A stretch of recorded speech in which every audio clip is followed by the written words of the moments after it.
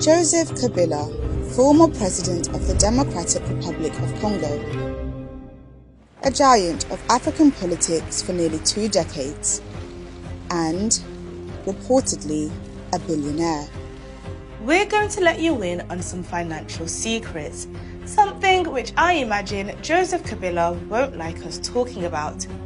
Secrets sourced from the biggest leak of banking data Africa has ever seen. There must be an investigation because everything we have seen could be just the top of the iceberg.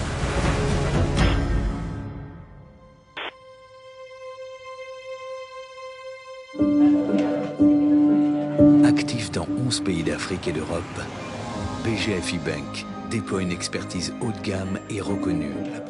This is the corporate video of a Gabonese bank known as BGFI, which is short for Banque Gabonaise et Française Internationale. They are at the heart of this investigation. Être votre partenaire pour l'avenir.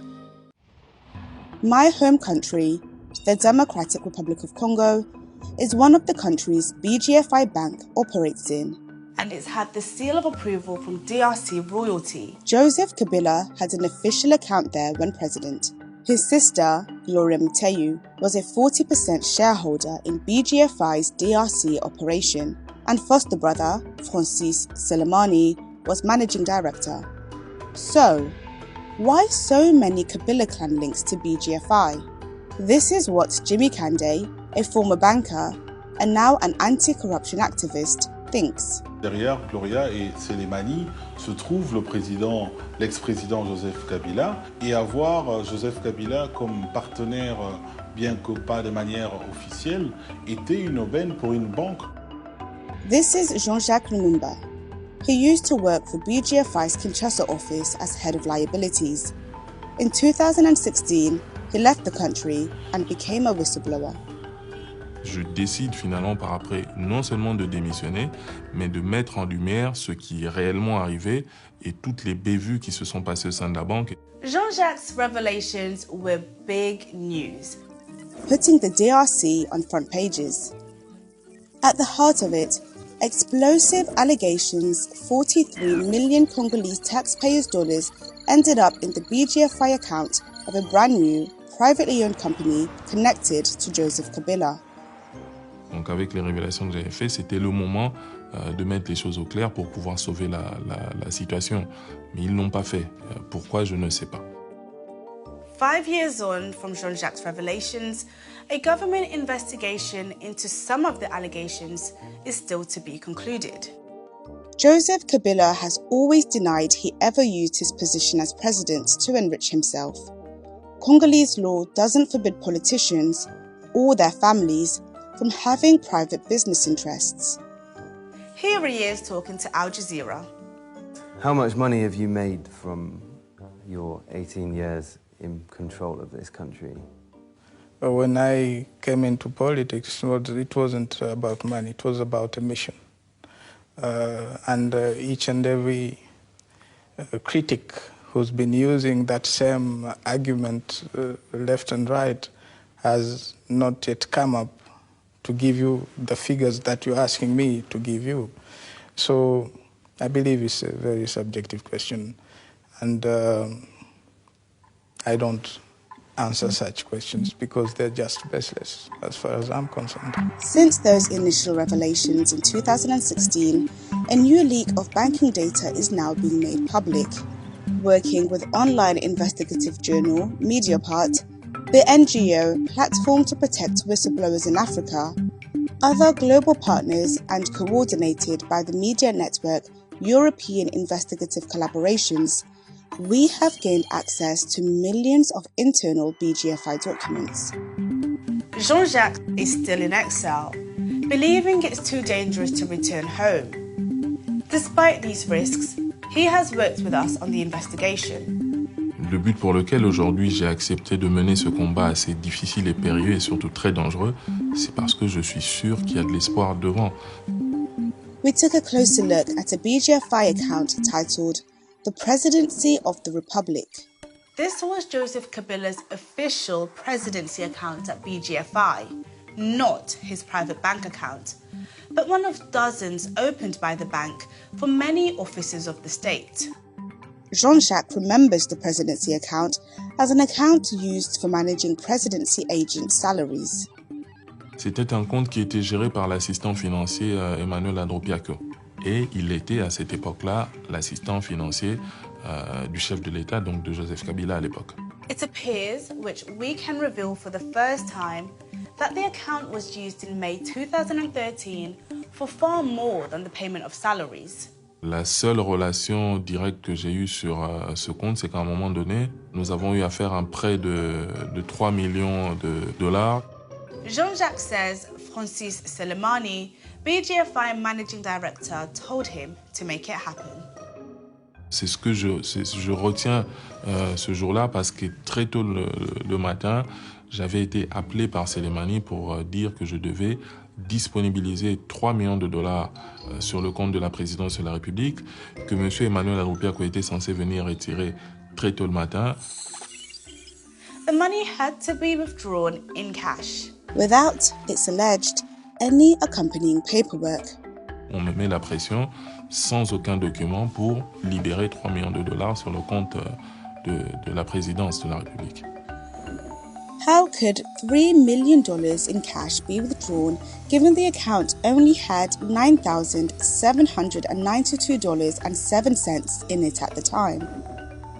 C'était un crédit, une ligne de découvert qu'on devait donner pour le besoin des fonctionnements et des besoins de fonctionnement. An overdraft granted on the very day the cash was withdrawn. Il n'y avait pas de motif clair. C'était qu'il fallait juste donner 3 millions. Ça devait se passer avant 8h30. L'argent devait sortir du compte, mise dans une mallette, remise à M. Andropiako et c'était ça le but. Withdrawing more than $10,000 in cash is illegal under Congolese banking laws, except in exceptional circumstances. So the maximum amount they limited to $10,000 US. There are exceptions to that rules because, as you might know, the DRC financial system is shallow and underdeveloped.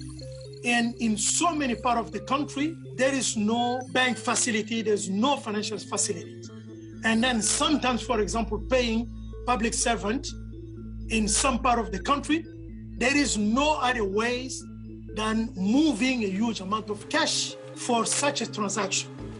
The $10,000 limit can also be legally breached for national emergencies or defense reasons. These situations generate lots of paperwork and sign-off. There must be explicit authorization. So this happened with this cash withdrawal, right? Je devais arriver très tôt, libérer cet argent, faire une mise en place sans soubassement et régulariser les documents après.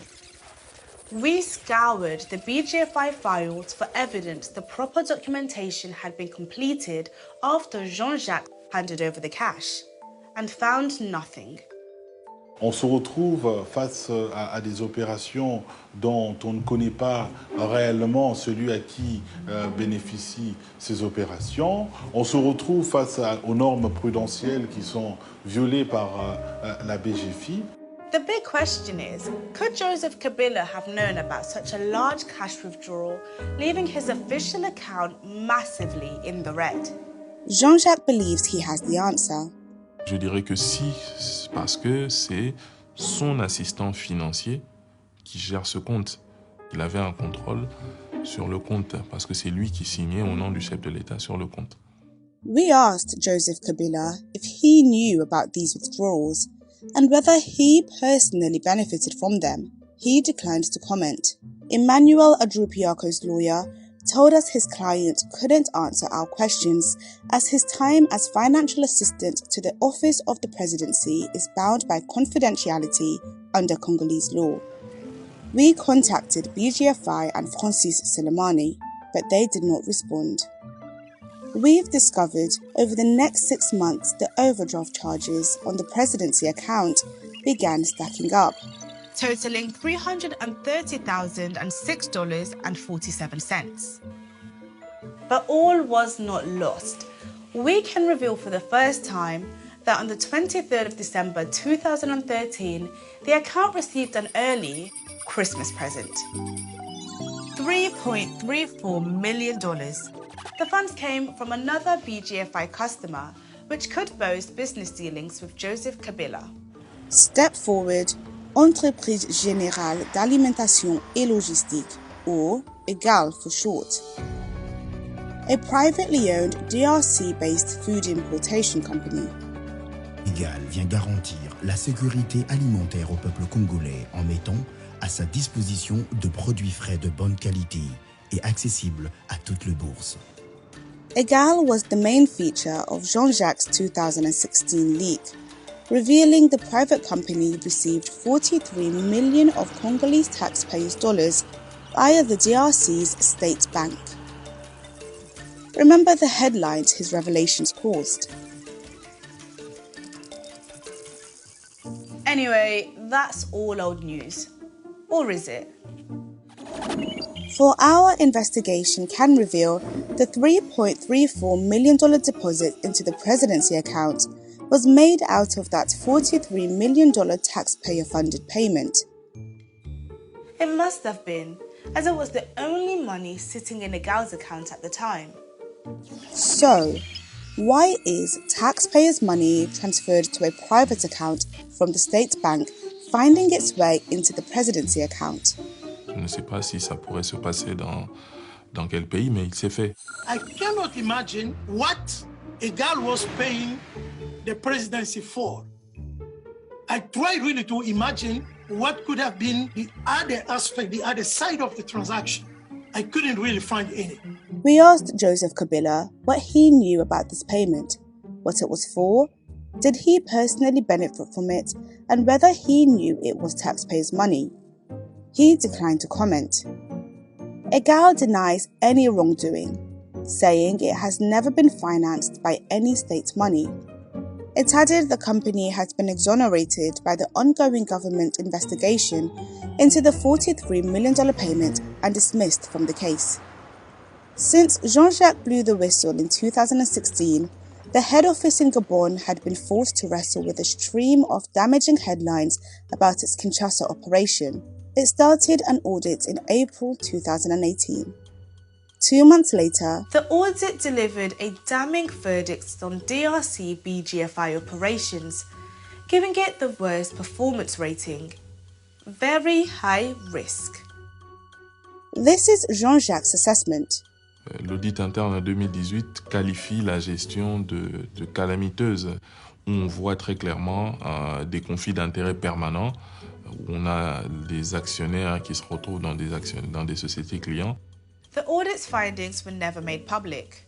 2 weeks after internal publication, Francis Soleimani transferred to a new role at BGFI's head office in Gabon. He reportedly received $1.4 million on leaving his previous role at BGFI Bank, DRC. He left BGFI in November 2018. BGFI continued to operate in DRC with completely different management.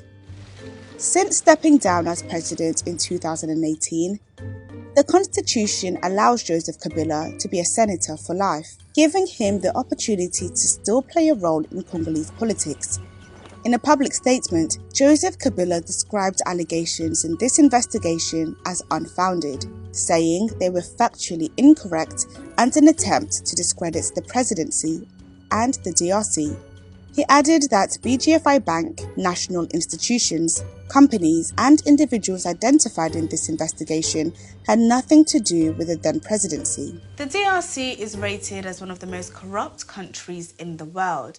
It is rich in natural resources, but the majority here live on less than $2 a day. One thing is for sure though, there are those who hold out hope things will change. Et donc ça doit s'arrêter à un moment. Il faut que les gens qui détruisent ou qui arrivent à détruire l'avenir et à limiter ce rêve de voir un Congo grand puisse être mis en état de nuire. Et je crois que un projet comme celui-ci permettra à remettre l'espoir à ce peuple.